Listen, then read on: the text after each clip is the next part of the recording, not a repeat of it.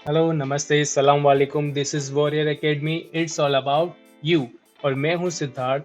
आज हम डिस्कस करने वाले हैं नाइन्थ साइंस से ग्रेविटेशन का पार्ट 2।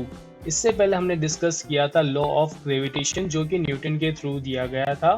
तो थोड़ा सा हम डिस्क्रिप्शन समरी में पहले वाले पार्ट पर दे देता हूँ। अगर आपने वो वीडियो नहीं देखा है तो उसका लिंक जो है डिस्क्रिप्शन में गिवन है, तो आप वहाँ पर जाके क्लिक करके उस वीडियो को देख सकते हैं। ठीक है। अब हम आते हैं लॉ ऑफ ग्रेविटेशन पे। तो लॉ ऑफ ग्रेविटेशन में हमने सबसे पहले डिस्कस किया था कि जो अट्रैक्शन फोर्स होता है एफ, उसका फॉर्मूला डिराइव किया था। तो वो क्या आया था, F equal to G m1 m2 upon R square. और यहाँ पर जो जी था वो था capital G. Okay. Capital G का मतलब यूनिवर्सल फोर्स कांस्टेंट, और ये फोर्स कौन सा होगा, ग्रेविटेशनल फोर्स कांस्टेंट, जिसका वैल्यू 6.67 इंटू 10⁻11 ऐसा यूनिट न्यूटन मीटर स्क्वायर पर केजी स्क्वायर होगी। तो ये हमने डिराइव किया था, और साथ ही साथ में हमने इस पे बेस्ड एनसीईआरटी के न्यूमेरिकल भी डिस्कस किए थे। दो टाइप के न्यूमेरिकल्स आते हैं इस पे बेस्ड, एक तो न्यूमेरिकल फॉर्म में, और एक इस तरह से न्यूमेरिकल आता है कि हम मासेस में क्या चेंजेस करें, या कोई टू ऑब्जेक्ट के बीच में डिस्टेंस में हम क्या चेंजेस करते हैं, उसके बेसिस पे क्वेश्चंस आते हैं। आज हम डिस्कस करने वाले हैं कि जो ग्रेविटेशनल फोर्स अर्थ के थ्रू, मून के थ्रू जो प्रोड्यूस होता है, या किसी भी प्लेनेट के थ्रू जो प्रोड्यूस या जनरेट होता है, तो उसका फॉर्मूला हम डिराइव करेंगे। और साथ ही साथ में हम कैलकुलेशन करेंगे कि अर्थ के थ्रू जो ग्रेविटेशनल एक्सेलरेशन होता है, जिसकी वैल्यू आप सभी जानते हैं, जो कि आप 8th क्लास में ग्रेविटेशनल वाला चैप्टर साइंस में अगर पढ़ा हो, तो आप उसकी वैल्यू लेते हैं 9.8 मीटर पर सेकंड स्क्वायर। ठीक है। और या आप अप्रोक्सीमेट 10 मीटर पर सेकंड स्क्वायर भी ले सकते हैं। उसी तरह हम मून का एक्सेलरेशन कैलकुलेट करेंगे, जो कि आएगा 1.6 मीटर पर सेकंड स्क्वायर। तो आज का वीडियो केवल एक्सेलरेशन पे बेस्ड होगा जो कि ग्रेविटेशनल फोर्स के थ्रू प्रोड्यूस होगा। तो आइए बिना किसी देरी के अब स्टार्ट करते हैं। तो ओके, आज हम स्टार्ट करते हैं एक्सेलरेशन ड्यू टू ग्रेविटी। आज का हमारा फर्स्ट टॉपिक होगा कि एक्सेलरेशन फाइंड करना। तो सबसे पहले एक्सेलरेशन का जो डेफिनेशन है वो क्या होता है कि acceleration generated due to earth gravitational force is called gravitational acceleration. Simple सा है कि किसी फोर्स के थ्रू एक्सेलरेशन जो प्रोड्यूस होगा वो उसका एक्सेलरेशन होगा। अगर अर्थ के थ्रू वो एक्सेलरेशन प्रोड्यूस हुआ है तो उसे हम बोलेंगे ग्रेविटेशनल एक्सेलरेशन। ओके। अब ये एक एक्सेलरेशन है, तो ये एक वेक्टर क्वांटिटी है, दैट मींस डायरेक्शन पे डिपेंड करता है। साथ ही साथ में इसका मैग्नीट्यूड भी होगा, और ऐसा यूनिट जो होगा, जो कि हमने न्यूटन्स लॉ वाले चैप्टर में एक्सेलरेशन का ऐसा यूनिट क्या पढ़ा था, मीटर पर सेकंड स्क्वायर। तो यहाँ पर भी ऐसा यूनिट जो होगा वो मीटर पर सेकंड स्क्वायर ही होगा। ओके। अब हम इसका डिराइव करते हैं कि अगर सपोज हमें किसी प्लेनेट का या किसी भी ऑब्जेक्ट का उसका खुद का एक्सेलरेशन प्रोड्यूस या जो प्रोड्यूस हुआ है उसे कैलकुलेट करना है, तो उसका क्या फॉर्मूला होगा। तो हमने लास्ट टॉपिक पे, जैसे कि सपोज हमने एक अर्थ ले लेते हैं, ये हमने ले लिया अर्थ। ठीक है। अर्थ पे कोई ऑब्जेक्ट है, तो हमने ये कहा कि ये ऑब्जेक्ट है, इसका मास हमने कहा कि ये स्मॉल एम है, और अर्थ का मास हो जाएगा कैपिटल एम। तो अब हमें ये करना है कि हमें लॉ ऑफ ग्रेविटेशन अप्लाइड करना है बिटवीन दीज टू ऑब्जेक्ट। यानी कि कोई एक ऑब्जेक्ट मास जिसका एम है, और अर्थ का मास जो कि कैपिटल एम है। तो अगर हम लॉ ऑफ ग्रेविटेशन क्या होता है, तो मैं यहाँ पे फॉर्मूला लिख देता हूँ, F G m1 m2 upon R square, product of masses divided by the distance between two object, जो कि r है, उसका हमें स्क्वायर करना है। ठीक है। तो उसी फॉर्मूले के अकॉर्डिंग हमने यहाँ पर इक्वेशन 1 लिख लिया। तो m1 की जगह हमने कहा कि मास ऑफ अर्थ है, और ऑब्जेक्ट के मास यानी स्मॉल m की जगह हमने, या m2 की जगह हमने स्मॉल m लिख लिया। और आज जो होगा यानी कि डिस्टेंस, बेटा डिस्टेंस क्या होगा कि अर्थ के सेंटर से ऑब्जेक्ट के सेंटर से जो डिस्टेंस होगा वो अप्रोक्सीमेट किसके बराबर होगा, रेडियस ऑफ अर्थ के। तो यहाँ पे हमने जो आर है वो यहाँ पर लिख रखा है कैपिटल आर। कैपिटल आर यहाँ पे क्या रिप्रेजेंट कर रहा है, रेडियस ऑफ अर्थ। ठीक है। अब हम आते हैं इस न्यूटन के सेकंड लॉ पर। न्यूटन का सेकंड लॉ क्या था बेटा, न्यूटन का सेकंड लॉ था कि फोर्स जो होता है वो ma के बराबर होगा। तो यहाँ पर फोर्स जो है ग्रेविटेशनल एक्सेलरेशन, अगर हम ऑब्जेक्ट के वेट की बात करें तो हम उसे लिखते हैं W इक्वल टू mg, और हमारे पास जो अपना वेट आता है बिकॉज ऑफ ग्रेविटेशनल फोर्स। ठीक है, तो हमने क्या कहा कि यहाँ पे जो एक्सेलरेशन है वो अर्थ के थ्रू प्रोड्यूस हो रहा है, तो हमें उसे स्पेसिफिक सिंबल से रिप्रेजेंट करते हैं जो कि है g। अब यहाँ पे हमने कहा कि ये इक्वेशन 2 आ गया। अब इक्वेशन 1 और इक्वेशन 2 में जो फोर्स है वो सेम फोर्स को रिप्रेजेंट कर रहे हैं, दैट मीन्स इक्वेशन 1 और इक्वेशन 2 का एलएचएस सेम है, तो उसका आरएचएस भी क्या होगा बेटा, उसका आरएचएस भी इक्वल होगा, तो हमने इक्वल पुट कर दिया। अब यहाँ पे हो क्या रहा है कि स्मॉल m से स्मॉल m कैंसिल हो जाएगा, इधर आरएचएस में बचेगा g, तो फाइनली आपके पास जो इक्वेशन आया वो आ गया आपके पास small g equal to capital G M R square. अब ये जरूरी नहीं है कि अर्थ के लिए हो, अब ये अर्थ की जगह सपोज मैं ले लेता हूं मून, तो यहाँ पर जो कैपिटल M है वो मास ऑफ मून हो जाएगा, जो कैपिटल R है वो रेडियस ऑफ मून हो जाएगा, बाकी एज इट इज फॉर्मूला वही रहेगा। अगर हम सन के लिए बात करें तो सन का मास आ जाएगा, सन का रेडियस आ जाएगा, तो हम किसी भी ऑब्जेक्ट के लिए उसका एक्सेलरेशन फाइंड करना चाहें तो इस फॉर्मूले से फाइंड कर सकते हैं। Capital M means mass of planet, mass of object जिसका हमें एक्सेलरेशन फाइंड करना है, आर का मतलब रेडियस ऑफ ऑब्जेक्ट जिसका हमें एक्सेलरेशन फाइंड करना है, जिसके थ्रू जो एक्सेलरेशन प्रोड्यूस हो रहा है। ओके, आई होप कि आपको ये टॉपिक समझ में आ गया होगा। यहाँ पे बेटा कुछ भी नहीं करना है, दो इक्वेशंस हमें यूज करनी है। फर्स्ट न्यूटन्स लॉ जो ग्रेविटेशनल पे अप्लाइड हुआ, और एक न्यूटन लॉ सेकंड लॉ हमें यूज करना है, F equal to M G, दोनों को इक्वल पुट करना है, स्मॉल m से स्मॉल m, यानी कि ऑब्जेक्ट का मास जो है दोनों तरफ कैंसल आउट हो जाएगा, और फाइनली आपके पास एक्सेलरेशन का फॉर्मूला डिराइव हो जाएगा जो कि क्या है, small g equal to capital G m upon R square. Okay, I hope कि आपको समझ में आ गया होगा। और हाँ, अगर कोई भी फिर भी डाउट रह जाता है तो आप मुझे इंस्टाग्राम पर भी मैसेजेस या मुझे वहाँ पे फॉलो करके मैसेजेस कर सकते हैं, या आप मुझे कमेंट में भी मेंशन कर सकते हैं कि हाँ हमें इस टॉपिक पर डाउट है, तो प्लीज़ हमें थोड़ा और डिस्क्राइब कीजिए, तो मैं वो भी आपके लिए वीडियो बना दूंगा। ओके, तो जल्दी से हम दूसरे टॉपिक की तरफ चलते हैं अब। ओके, तो जो सेकंड टॉपिक है अब है calculation of acceleration due to earth and moon.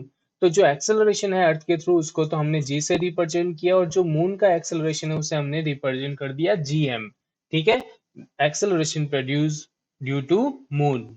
अब हम आते हैं मास ऑफ अर्थ क्या होता है, 6 × 10⁻24 kg।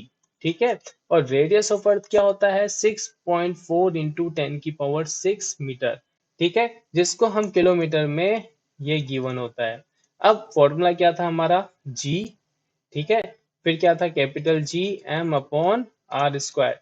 जो आप वैल्यू लिखोगे 6.67 × 10⁻11, एम की वैल्यू क्या है, 6 × 10⁻24 kg अपॉन 6.4 × 10⁻6 का होल स्क्वायर, जो कि अप्रोक्सीमेट बराबर आ जाएगा 9.8 मीटर पर सेकंड स्क्वायर के। तो आप अगर इसे कैलकुलेटर से कैलकुलेट करोगे तो 9.8 मीटर पर सेकंड स्क्वायर अप्रोक्सीमेट ये आपके वैल्यू आ जाएगा। ठीक है, तो हमारे पास जी का वैल्यू ये आ चुका है। अब हमें कैलकुलेट करना है क्या, अब हमें कैलकुलेट करना है मून के थ्रू जो एक्सेलरेशन प्रोड्यूस हुआ। तो फॉर्मूला तो हम वही यूज करने वाले हैं, जी कैपिटल जी एम, एक second, G capital M upon R square. अब यहाँ पे एम की जगह आ जाएगा मास ऑफ मून, आर की जगह आ जाएगा रेडियस ऑफ मून। तो मास ऑफ मून क्या है, पहले तो जी का वैल्यू पुट करें, yes 6.67 into 10⁻11, 7.4 10⁻22 kg divided by 1.7 into 10⁻6 metre का होल स्क्वायर। अगर इसको अप्रोक्सीमेट सॉल्व करोगे तो 1.6 मीटर पर सेकंड स्क्वायर आंसर आ जाएगा। तो ये आपका हुआ जीएम। ठीक है, ये एक्सेलरेशन प्रोड्यूस हुआ बिकॉज ऑफ मून। ठीक है, मून की ग्रेविटेशनल फोर्स की वजह से जो एक्सेलरेशन प्रोड्यूस होगा ऑब्जेक्ट पर वो होगा 1.6 मीटर पर सेकंड स्क्वायर। आई होप कि आपको समझ में आ गया होगा। पहले वाले फॉर्मूले में हमने केवल मासेस एंड रेडियस की वैल्यूज पुट करी है और हमारे पास कैलकुलेशन से ये वैल्यू आ गई है, और ये याद रखनी है आपको क्योंकि न्यूमेरिकल में कहीं ना कहीं काम में आएगा। एमसीक्यू टाइप के क्वेश्चंस जब आपके आते हैं एग्जाम में तो उसमें भी ये काम में आ सकता है, या कोई भी टीचर इसको पूछ सकता है आपके एग्जाम के अंदर। ओके, तो अब जल्दी से हम नया टॉपिक स्टार्ट करते हैं। ओके, अब आपके पास जो नया टॉपिक है, relation between the acceleration due to earth and moon, यानी कि जी एंड जीएम के बीच में क्या रिलेशन है। तो हमें ये पता है कि जी इक्वल टू होता है 9.8 मीटर पर सेकंड स्क्वायर, जीएम जो होता है वो होता है 1.6 मीटर पर सेकंड स्क्वायर। ठीक है, अब रिलेशन का मतलब क्या, आप रेशियो निकाल सकते हो, उनके बीच में क्या रिलेशन है, डबल है, हाफ है, क्या फैक्टर से डबल हो रहा है, किस फैक्टर से वो 1/4 हाफ हो रहा है। ठीक है, तो अब हम देखते हैं। तो सबसे पहले हमारे पास दो इक्वेशंस आ गई, इक्वेशन 1 एंड इक्वेशन 2। तो सपोज मैं क्या कर रहा हूं, from equation 1 is divided by equation 2, equation 1 और 2 को मैं डिवाइड कर देता हूं, that means G upon G M equal to क्या आ जाएगा, 9.8 डिवाइडेड बाय 1.6। तो ये अप्रोक्सीमेट किसके बराबर होगा, 6 के। अपॉन में मैं लिख देता हूँ 1, क्यों, क्योंकि वी नो दैट कि 16 इंटू 6 कितना होता है, 96। तो 1.6 इंटू 6 क्या होगा, 9.6। तो 9.8 अप्रोक्सीमेट इसलिए हम यहाँ पर लिख रहे हैं। ठीक है, कि यहाँ पे 9.8 1.6 में डिवाइड करेंगे तो आपका अप्रोक्सीमेट किसके बराबर आएगा, 6:1 की। तो फाइनली हमारे पास ये हुआ कि G equal to 6 times of GM। तो ऑब्वियसली हमें ये तो पता चल चुका है कि जो अर्थ के थ्रू जो एक्सेलरेशन होता है वो ग्रेटर देन होता है कंपैरेटिवली GM के। इस इक्वेशन से हम ये तो बता सकते हैं। ठीक है, कितना ग्रेटर देन होता है, 6 टाइम्स ग्रेटर होता है। अब आगे आते हैं, ये अप्रोक्सीमेट 6 टाइम्स ग्रेटर होता है। तो अब हम क्या करते हैं, दोनों तरफ m से मल्टीप्लाई करते हैं। इस इक्वेशन को हम दोनों तरफ किससे मल्टीप्लाई कर रहे हैं, m से। तो आगे देखिएगा, तो M G equal to 6 times of M G M. तो अभी हमने कहा कि मास इनटू ग्रेविटेशनल एक्सेलरेशन बताता है weight of object on that planet. ठीक है, अगर हम उसको अर्थ के एक्सेलरेशन से इंटू करते हैं तो ऑब्जेक्ट का वेट आ जाएगा कहाँ पर, अर्थ पर। अगर हम उसको मून के एक्सेलरेशन से इंटू करते हैं या मल्टीप्लाई करते हैं तो यहाँ पे वेट आ जाएगा किसका, मून का।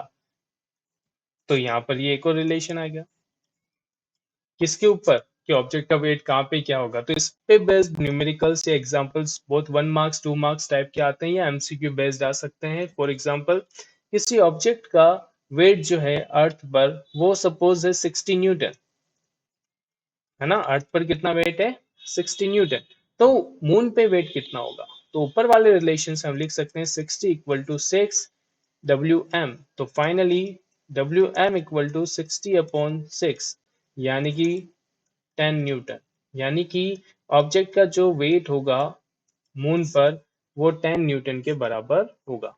ठीक है, समझ में आ रहा है आपको। तो आगे हम एक और क्वेश्चन करते हैं कि जैसे कि मास इज गिवन, ये तो हो गया example number 1। Okay, example number 2, m equal to 10 kg। इसको टू पार्ट्स में कर रखा है कि पहले तो हमें बताना है कि अर्थ पर कितना वेट है।